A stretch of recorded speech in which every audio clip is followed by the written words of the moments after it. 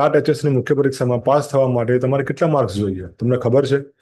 TAT HS જે 2023 થઈ હતી એમાં 120થી વધારે માર્ક્સ મેળવનારા 14,803 ઉમેદવારો હતા અને એમાં પણ 236 ઉમેદવારોને 140થી વધારે માર્ક્સ હતા. કોમ્પિટિશન ટફ અને એટલે મુખ્ય પરીક્ષાની તૈયારી તમે અત્યારથી સ્ટાર્ટ કરી નાખો.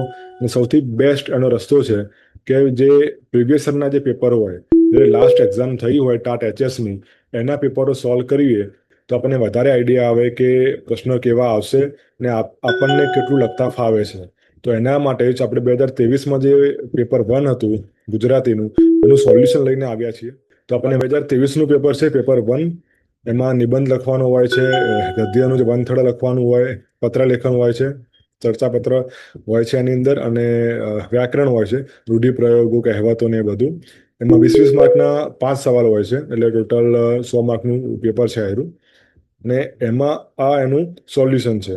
હવે એમાં નિબંધ લખવાનો છે, બરાબર? તમે આન્સર તો નીચે લખેલો જ છે, આ રહ્યો. પણ અમે એને માત્ર આન્સર નથી લખ્યો અહીંયા, અમે ટેમ્પલેટ પણ આપ્યું છે.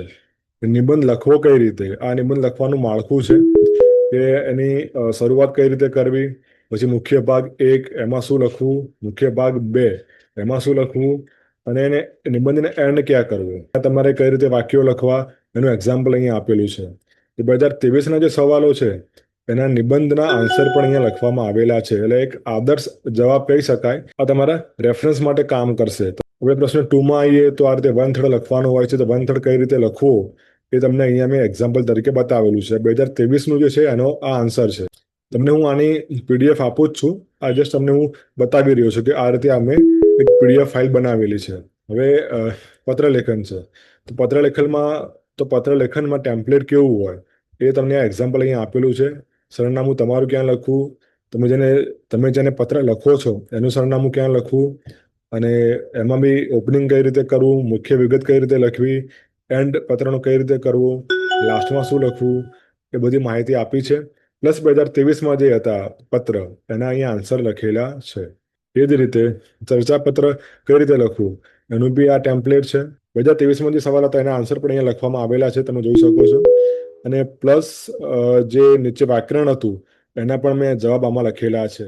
શોર્ટ આ પેપર સોલ્યુશન તમને હેલ્પ કરશે કે 2026નું જે મુખ્ય પરીક્ષા આવે એમાં તૈયારી કઈ રીતે કરવી.